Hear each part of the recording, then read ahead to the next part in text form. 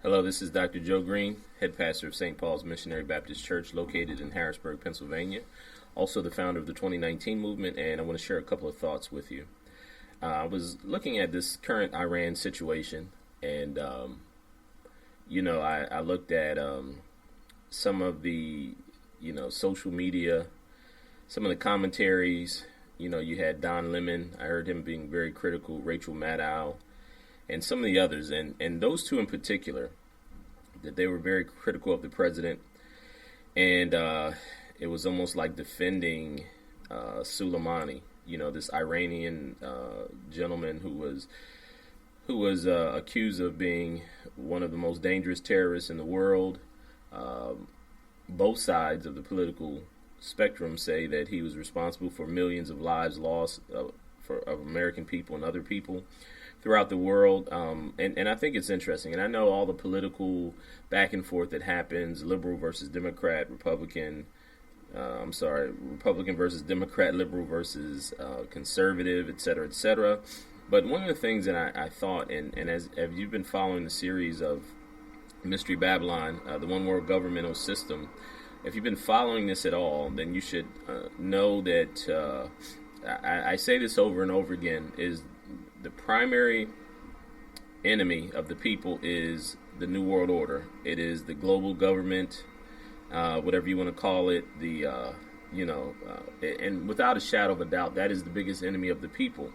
But the reason I mentioned Don Lemon and Rachel Maddow is because they're both openly homosexuals. And so it's quite interesting to see two people that are openly homosexuals defending a person from a nation like Iran, a Muslim nation that is very violent against homosexuals, very much opposed. So in Muslim nations, if you're caught being a homosexual, and based on what the Quran says, it says things like throw them off the highest peak, and they are absolutely mistreated and even killed in Iran and some of these other nations.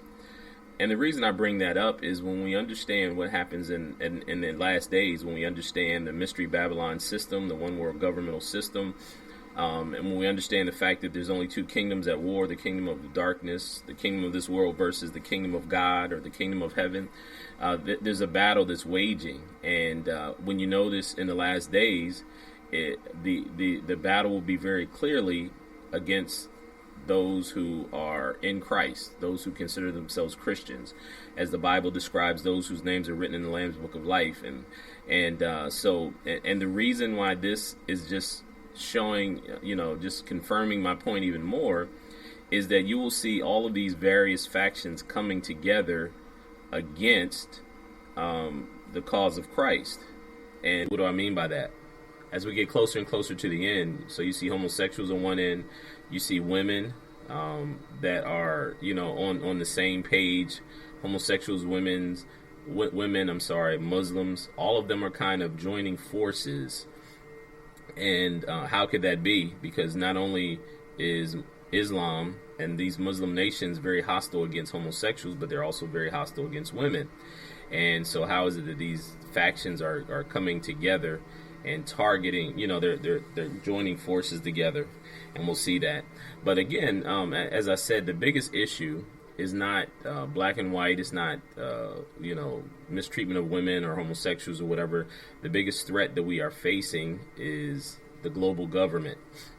Now, when this nation was formed, they understood how totalitarianism or, any type of government oppression, how dangerous it is, which is why in this nation we had the First Amendment, which not only gives you freedom of speech, freedom of the press, but also freedom of religion.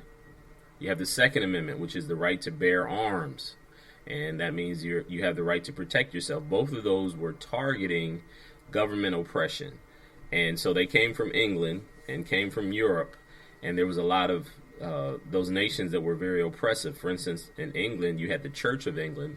If you weren't a part of the Church of England, then you could be cast in jail or lose your property or et cetera, et cetera. Because what happened is the state itself, the government actually ran the church. going to say that again. The government actually ran the church, and so you had to worship based on what the Church of England stated. Now, if you know, they are offshoot of the Roman Catholic Church. Now, the Roman Catholic Church, if you know the Roman Empire, it was similar. It was the same thing. So in the Roman Empire, at first, Christianity was illegal, which is why they tortured Christians. But that didn't work. So during the time of the Roman Empire, when they were torturing Christians, eventually they realized that every time they would kill the Christians, that more Christians would sprout up. So what they did was the Roman Empire made Christianity the official religion of the Roman Empire. But what they did was very strategic and very interesting because, the Roman Empire was pagan. So they were, Baal worshipers, for lack of a better term. They worshiped the sun god, Mithra. And so they did something very strategic. Constantine did something very strategic. What he did was he made Christianity the official religion of the Roman Empire, but he changed Christianity. And so he took all the pagan practices of paganism and he attached Christian meanings to it. So that's how he was able to not only remain in political power, but he was able to control the church. Same thing in the Church of England and some of these other, in Germany, some of these other nations, what they did, the government actually took over the church and began to run the church. So that's why the First Amendment is so important. The First Amendment of the United States Constitution says that Congress shall not pass any laws creating a religion. And that was intentional. So why is that important? That's important because when we understand that all of those were precursors, they were forerunners to the one world government mystery Babylon religion, because that was exactly what was happening in Genesis 11 at the Tower of Babel, that Nimrod had created a religion and he was the head of it. And so all these are offshoots of Nimrod worship or Baal or Mithra or many of the other names that he goes by. So why am I saying all this? I'm saying all that because it is interesting in this day and age how we in the church are many times have been duped into not understanding the real problem or the real threat that we're facing.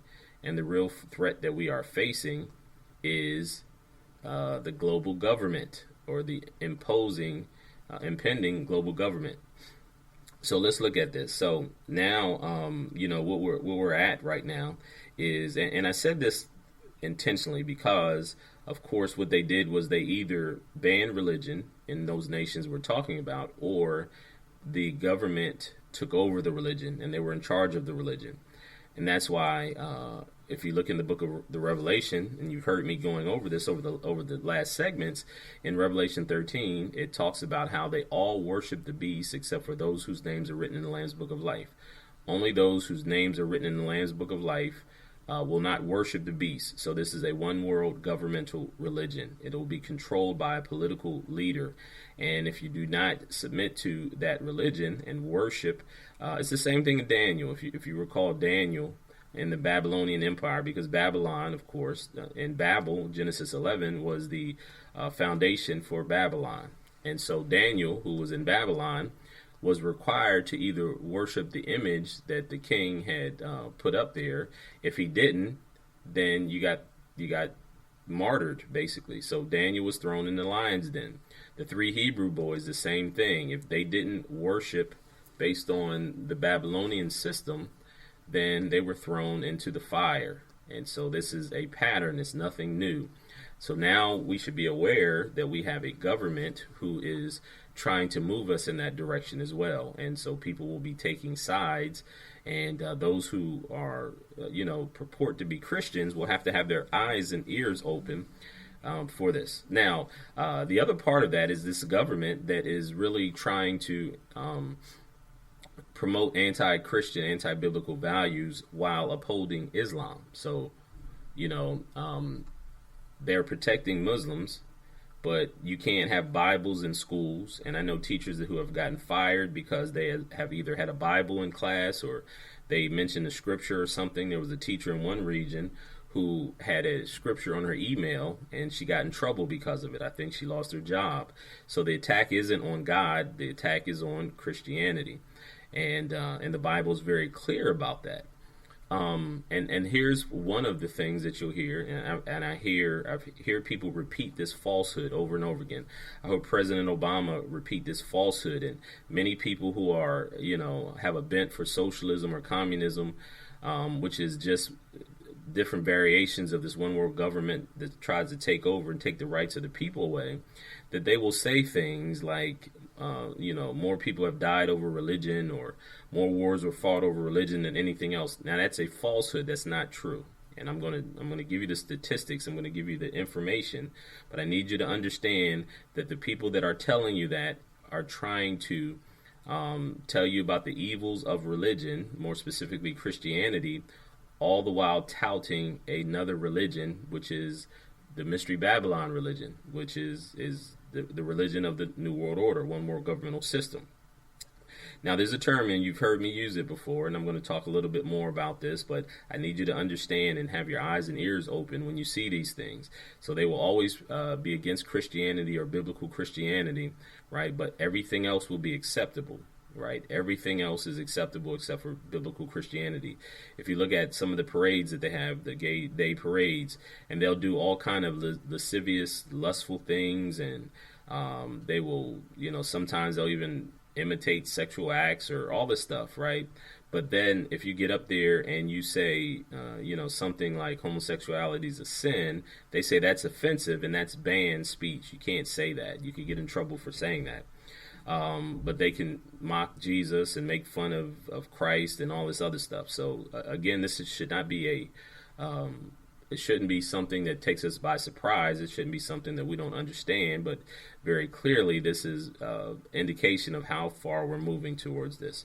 So let me share with you, there's a thing called democide, and I've mentioned this before, and there's a gentleman by the name of R.J. Rummel who actually coined the term democide. And I'm going to share with it, and then I'm going to give you the statistics, right? And then we're going to do a contrast of government versus religion and the dangers of it, more specifically Christianity.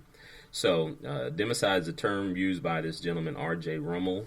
And R.J. Rummel was a professor. He's passed on. I believe he passed in 2004. So R.J. Rummel, his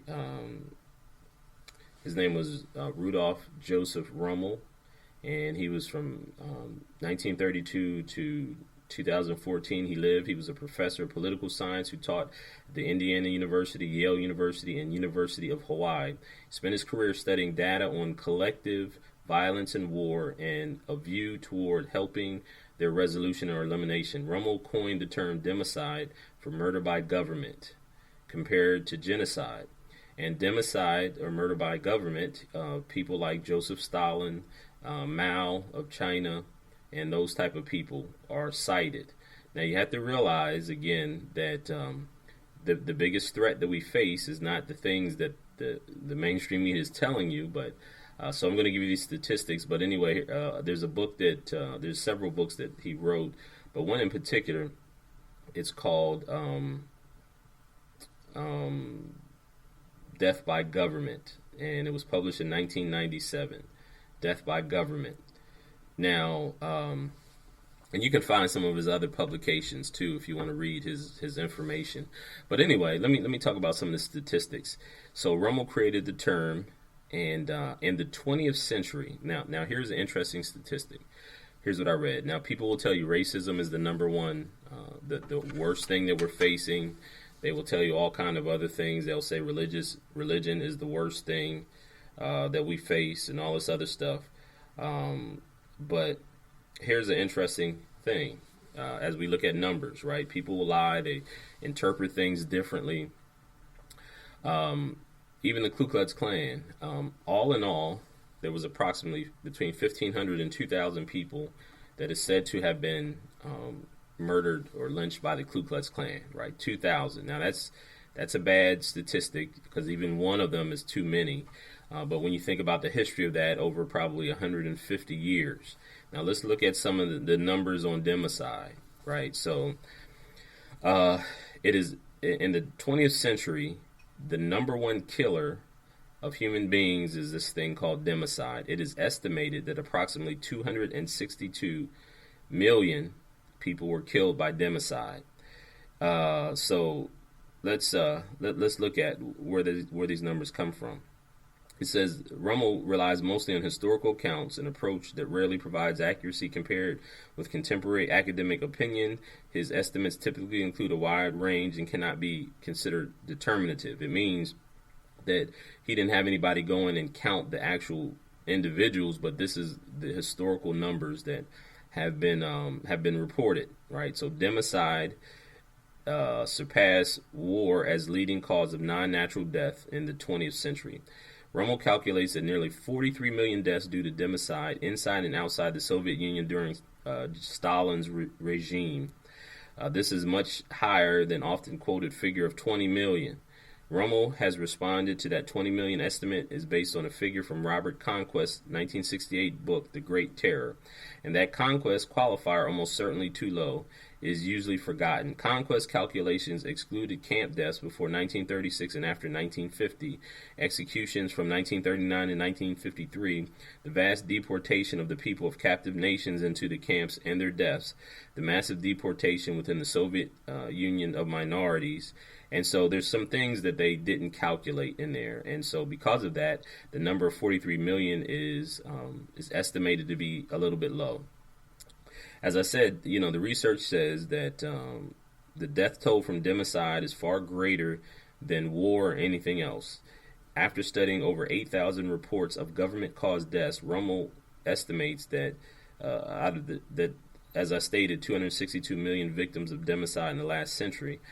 Now, people will say, well, religion, more people die over religion. Now, let me do a contrast. Now, I went through the data, or I went through the numbers.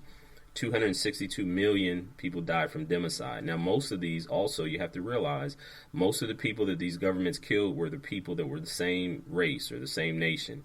So, like in Soviet Union, they were killing other Europeans. In China, they were killing other Chinese people. In Rwanda, you also had, a civil war in Rwanda, and it was two African tribes. So they were all the same race or the same ethnicity, if you will. And I'm not belittling or discounting racism or anything like that, but we need to put things in their proper perspective, because you have to understand that the enemy wants to manipulate facts and data in a way to get us to focus on the wrong thing. And so ultimately his strategy is so clever, because he gets us focusing on against religion, focusing on race, focusing on all these other things, what they call homophobia or transphobia. They act like these are the worst things happening, but it's the government that's actually trying to convince you that these things are terrible. And the government itself is the biggest enemy of the people. This the governmental overreaching, governmental oppressive force. And as I stated, 262 million, right? So now let's look at, they talk about religion in the 20th, in history. The Crusades, most of you are familiar with the Crusades. The Crusades lasted for almost 200 years, from the year 1095 AD until 1291, right? Almost 200 years. The initial spark came from Pope Urban II, who urged Christians to recapture the Holy Land from Muslim rule. So even though they tout the Crusades, what happened is you had the Ottoman Empire and the Muslims that were very vicious, and they went and they took over Jerusalem. And so the Crusades were in response of that. They wanted to recapture the Holy Land, because they were, I don't know if you want to call them Christians or Catholics. I think, they were Catholics because there was a pope, but they considered themselves to a certain extent Christians. And so they believed that the Holy Land, Jerusalem, belonged to them. And so the Muslims came in, and they were very vicious during the Ottoman Empire, and they took over, and, so this was them trying to get it back. But anyway, in any event, let's look at the Crusades. So it says that an estimated 1.6 million died in total in the Crusades, 1.7 million, and that's over 200 years, right? There's another thing they'll mention is the Inquisition. Now, the Inquisition refers to a set of institutions within the Roman Catholic Church that operated from the mid-13th century until the 19th century. So the Inquisition lasted about 600 years. And it says that one actually still survives, known as the Congregation for the Doctrine of the Faith, which was directed by Cardinal Joseph Ratzinger, if you recall, before his 2005 election as Pope Benedict. And I believe that was the last one. I'm not sure. I think the Pope before the one that's currently was Ratzinger. But anyway, the Inquisition were charged with prosecuting heresy of the church. And prosecute they did. This is a historical, I'm reading this from a historical document. It says, executing and torturing thousands of suspected witches, converts from Judaism, many of who had been forced to convert, Protestants, and all manner of suspected heretics. So the Inquisition was anybody who had turned away from Roman Catholicism and who held on to false to a heresy, which is false doctrine. Now, it says historians estimate that 150,000 people were put on trial by the Inquisition, and 3,000 of them were executed. So you had 3,000 people died in the Inquisition. 150,000 people were put on trial. You have the Crusades, which 1.7 million people died over a 200-year period. The Inquisition was about 600 years. And then you have in the 20th century, which of course we know, the 20th century is 100 years. The century is 100 years. So in 100 years, you have 262 million people die. But in a 600-year period, you have 1.7 plus 3,000 people die. So again, I just wanted to put that in perspective because, as we stated, a lot of people will use falsely these type of these statistics. They'll throw it out there, but we have to be careful because it is the very factions that is the most dangerous to society that are telling us, to turn away from religion, to tell us that racism is the worst thing that will occur. And again, if you look statistically speaking, that more people by a large margin, are murdered and have been murdered in the 20th and the 21st century, and even through history, have been murdered by people of the same, what we call race or skin color or ethnicity, whatever way you want to look at it. And so we have to understand that these are all strategies of the enemy, and because many of us don't pay attention and we don't understand from a biblical and historical context, we will be taken advantage of. And again, I think it's very interesting because we know that the mainstream media promotes the globalist ideology or agenda, and so these people that they have, these news reporters that are openly gay, are basically defending Islam and other things, even though those governmental systems, because Islam believes in Sharia law. So these Muslim nations, I should say, these Muslim nations, Iran and Saudi Arabia, and they are theocracies and run by Islam. And they believe in Sharia law. So in Sharia law is the same type of system where the government runs the church.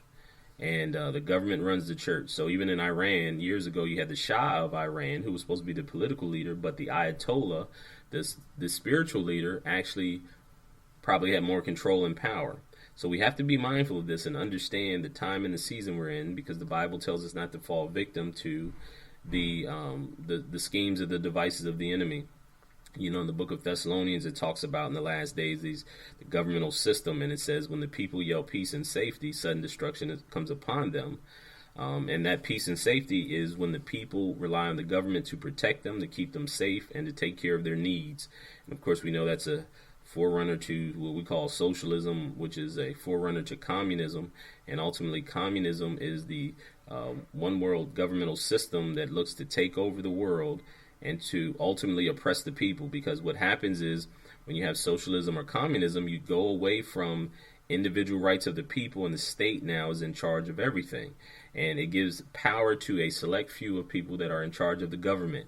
In China, communist China and Soviet Russia and Nazi Germany, you had a very few people who were in charge because, of course, Nazi Germany was socialist as well. Very few people at the top that are in control, and they have more power. And as the old saying goes, is power corrupts, but absolute power corrupts absolutely. So anyway, this has been Dr. Joe Green, head pastor of St. Paul's Missionary Baptist Church, also the founder of the 2019 movement.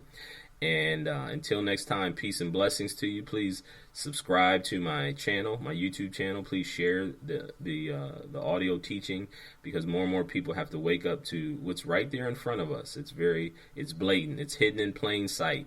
All the things that the enemy has been doing to oppress us, to deceive us, and to manipulate us. Be blessed. Bye-bye.